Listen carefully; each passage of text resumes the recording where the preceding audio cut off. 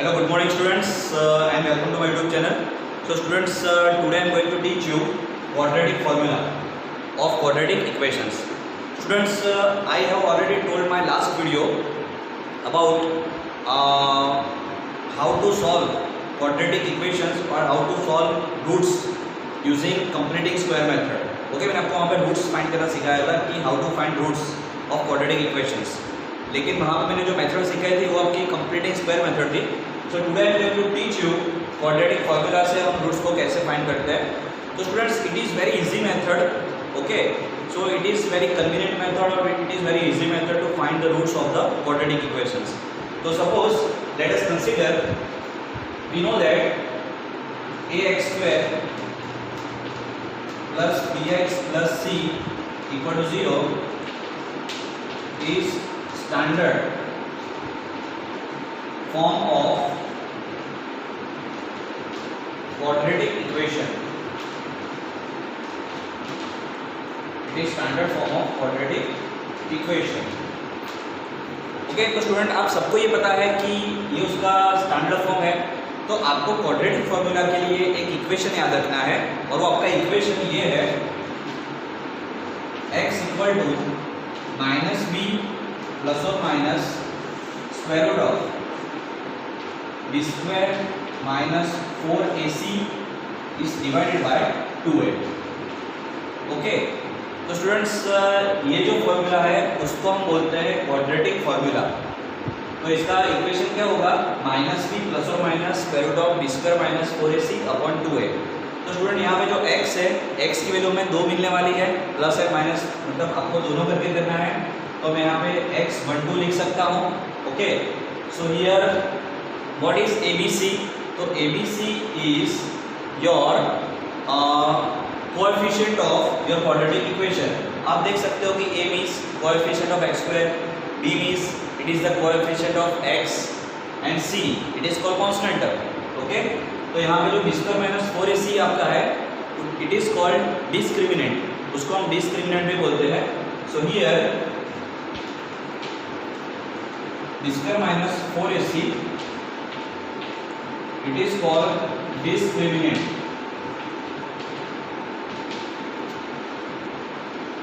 और it is represent by d. तो student हम इसको d से भी रिप्रेजेंट करते हैं, d equal to b square minus 4ac. तो स्टूडेंट ये जो b स्क्वायर माइनस 4ac जो आपका है it is called roots. Okay, या मतलब आपका ये स्क्वायर रूट के अंदर है, तो वो भी हमें जानना जरूरी है कि b स्क्वायर माइनस 4ac की वैल्यू क्या होनी चाहिए. ओके, तो उसके लिए हम देखते हैं नेचर ऑफ रूट्स. ओके, कि उसकी वैल्यू क्या होनी चाहिए. तो मैं यहाँ पे लिख रहा हूँ नेचर ऑफ रूट्स.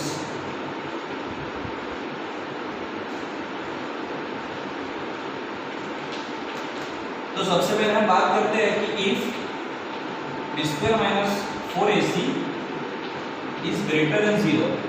ओके, और first condition is b square minus 4ac is greater than 0. अगर इसकी वैल्यू ग्रेटर देन 0 हुई तो आपको रूट्स डेफिनेटली मिलेंगे and your roots is real and unequal. वो आपकी इक्वल नहीं होंगे. सो अगर ये कंडीशन होती है then we will get real and unequal roots. Okay, real and unequal roots. तो स्टूडेंट ऐसे केस में क्या होता है कि b स्क्वायर माइनस 4ac अगर आपका ग्रेटर देन 0 होता है, ओके, तो आपको क्या मिलता है, रियल एंड अनइक्वल रूट्स मिलेंगे. सेकंड हम केस देखते हैं कि if b square minus 4ac is equal to 0. अगर आपका b स्क्वायर माइनस 4ac 0 हो गया तो स्टूडेंट आप देख सकते हो कि अगर आपका b स्क्वायर माइनस 4ac अगर आपका ये 0 हो जाता है, मतलब आपको ये पार्ट अगर आपका 0 हो जाता है तो आपको दो सेम रूट मिलेंगे. ओके, तो उसको हम बोलेंगे real and equal roots. So यहाँ पे मैं लिखूंगा we will get real and equal roots.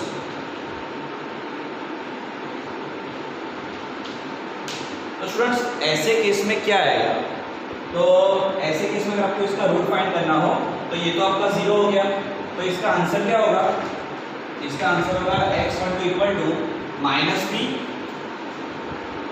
Divided by 2a. Okay, minus b divided by 2a। तो ये आपका 2 टाइम्स आएगा स्टूडेंट, क्योंकि यहाँ पे माइनस बी प्लस और माइनस आपका ये 0 हो जाता है। ओके, माइनस बी प्लस और माइनस 0 हो जाता है बिकॉज दिस इज 0। तो अगर ये 0 हो गया तो माइनस बी प्लस 0/2a और माइनस बी माइनस 0/2a, मतलब दोनों का आंसर तो सेम ही होगा क्योंकि प्लस माइनस 0 है इसके लिए। तो उसको क्या बोलेंगे, उसको हम बोलेंगे real and equal roots. So this is the second condition. Now what is the third condition? So our third condition is that, मैं भी इसको रब कर रहा हूं।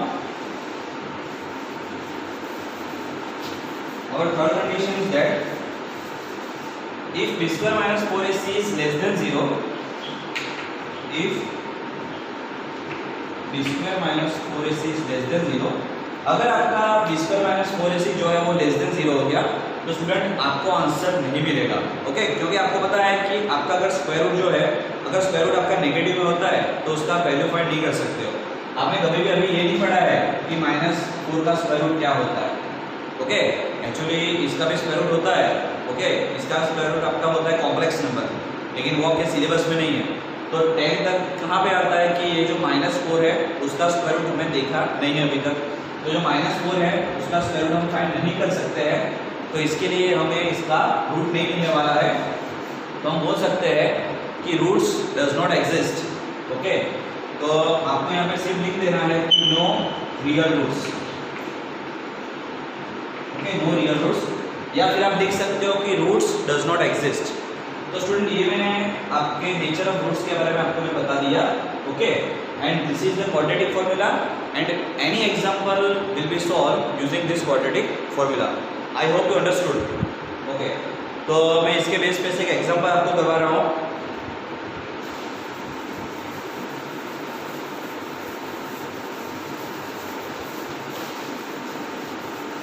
So I am taking one example, students.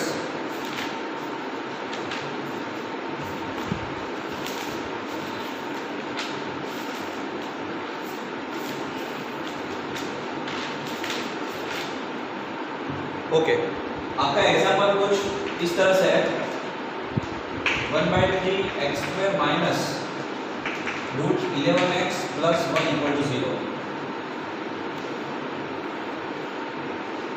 Okay student, तो आपका इस तरह के ये एग्जाम्पल है। तो स्टूडेंट सबसे पहले मैं इसको कन्वर्ट कर देता हूँ ax square plus bx plus c equal to 0 के फॉर्म में।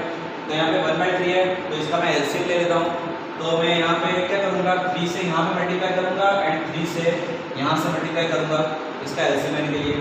तो यहाँ पे सबसे पहले आपको लिखना है, यहाँ पे तो एक्स ही रहेगा माइनस यहाँ पे आपको हो जाएगा 3 इंटू रूट 11x प्लस 3 और बाद में ये 3 आपका 0 में चला जाएगा, इसलिए 3 इंटू 0 तो आपका 0 होगा। तो सबसे पहले स्टूडेंट आपको ये टाइप का एक इक्वेशन बना देना है। Okay, x square minus 3 into root 11x plus 3 equal to 0। मैंने यहाँ पे किया क्या, ये जो 3 है उसको यहाँ पे मल्टीप्लाई किया और यहाँ पे मल्टीप्लाई किया और बाद में 3 आपका 0 में चला जाएगा फाइनली। ओके, तो 3 इंटू 0 0 हो जाएगा। इससे यहाँ पे डिनोमिनेटर में आपको कुछ भी लिखना नहीं है क्योंकि फाइनली वो 0 में ही जाने वाला है। ओके, तो अभी आप इसको कंपेयर करो, इट इज कंपेयर टू और quadratic equation ax square plus bx plus c equal to 0। तो मैं इसके साथ उसको कंपेयर कर रहा हूँ। तो यहाँ पे आप देख सकते हो कि x का कोएफिशिएंट 1 है, तो मैं यहाँ पे a की वैल्यू 1 लिख सकता हूँ, देयरफॉर a इक्वल टू 1। बाद में x का कोएफिशिएंट b है और यहाँ पे b की वैल्यू है -3 into root 11। So I am writing here b is equal to -3 into root 11. After that constant term is 3. So I am writing here c equal to 3. So सबसे पहले student आपको यहाँ पे करना क्या है, you have to find the value of a, b and c. Okay. After that आपको check करना है डिस्क्रिमिनेंट। तो मैं यहाँ पे चेक करूँगा discriminant b is equal to b square minus 4ac से, ये आपका डिस्क्रिमिनेंट है। तो b की जो वैल्यू है वो आपके पास है -3 इंटू रूट 11 का whole square minus 4 into a मतलब 1 एंड c मतलब 3। ओके, तो स्टूडेंट यहाँ पे 3 इंटू रूट 11 का स्क्वायर कितना होगा? सबसे पहले माइनस का स्क्वायर तो पॉजिटिव ही हो जाता है, वो आपको पता है। अभी 3 का स्क्वायर 9 होगा सबसे पहले, 9 इंटू रूट 11 का स्क्वायर कितना होगा 11, सो रूट 11 का स्क्वायर होगा 11। ओके, आपका स्क्वायर रूट वहां पे चला जाएगा। 4 3 12, तो यहाँ पे आपका होगा 12। सो 9 इंटू 11, 11 9 जा 99, तो यहाँ पे 99 माइनस 12। तो स्टूडेंट 99 माइनस 12 कितना होता है? तो अगर हम 99 में से 12 को सब्ट्रैक्ट करेंगे, सो वी विल गेट 87, मतलब 87 is greater than 0। Okay, 87 is greater than 0, then we will get real and unequal roots. So we will get real and unequal roots, ये आपको मिलने वाला है। तो स्टूडेंट्स मैं यहाँ पे उसका इक्वेशन लिखूंगा x12 is equal to minus B plus और minus square root of B square minus 4ac is divided by 2a. Now I am using quadratic formula. और स्टूडेंट मुझे एक और नाम याद आ रहा है, इसको हम श्रीधराचार्य फॉर्मूला भी बोलते हैं, श्रीधराचार्य फॉर्मूला। तो आप यहाँ पे लिख लीजिए, it is also called Shridharacharya formula. Okay, Shridharacharya formula. तो श्रीधराचार्य जो फॉर्मूला जो है उसको हम क्या बोलते हैं? क्वाड्रेटिक फॉर्मूला भी बोलते हैं। ओके, तो वो आपको मैथमेटिशियन जो है श्रीधराचार्य ने उसको फाइंड किया था, इसके लिए इसका नाम क्या है? श्रीधराचार्य फॉर्मूला। तो यहाँ पे आप देख सकते हो कि मैं अभी इसकी वैल्यू रखने वाला हूँ। तो जो b की वैल्यू मैं रखूँगा यहाँ पे वो है -3√11, ऑलरेडी माइनस तो मेरा है। यहाँ पे b की वैल्यू आप रखोगे -3 इंटू √11 प्लस और minus b square minus 4ac means 87, तो मैं यहाँ पे 87 रखूंगा divided by 2 into a, the value of a equal to 1, तो मैं यहाँ पे 1 रखूंगा।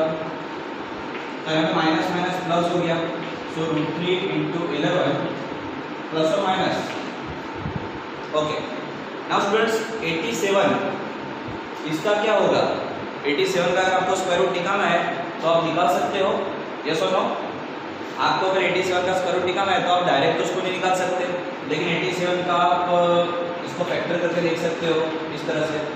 ओके, तो ये 3 से डिविजिबल होगा, तो 3 2 जा 6 और 3 9 जा 27। ओके, 3 2 जा 6 और 3 9 जा 27, 29 3 जा, तो 29 3 जा आपका 87 होता है।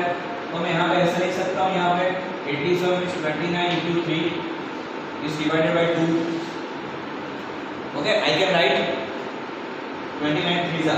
मैंने ऐसा क्यों किया है? क्योंकि 29 का स्क्वायर रूट होगा √29 और 3 का होगा √3, तो दोनों में से मेरा √3 कॉमन निकल जाएगा।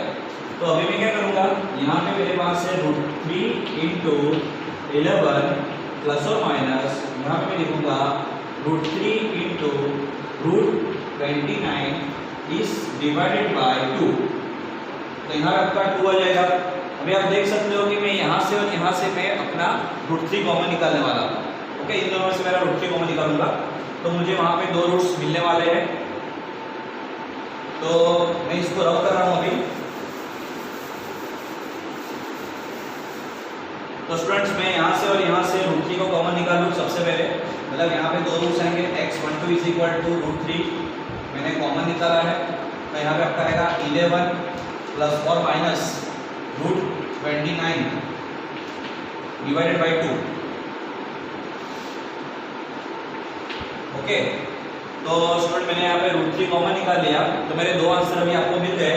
एक आपको आंसर मिला x1 इक्वल टू, यहाँ पे √3 आपने कॉमन निकाला, √3 11 प्लस √29 और 2 तो ऑलरेडी नीचे है।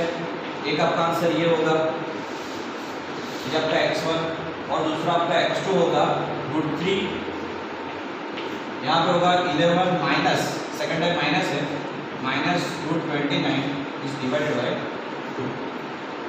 तो स्टूडेंट ये मेरा आंसर। ओके, तो यहाँ पे आपको ये 2 रूट्स यहाँ पे मिल गए। तो स्टूडेंट कई बार क्या होता है, लोग यहाँ तक करते हैं, मतलब 87 का अगर नहीं करते तो भी कई बार चलता है, लेकिन अगर हो सकता है तो आपको करना है, तो इस तरह से मैंने इसका किया है। तो student I hope you understood. Okay, अगर आपको कोई भी डाउट है तो तो आप मुझे नीचे कमेंट में भी लिख सकते हैं। Thank you very much.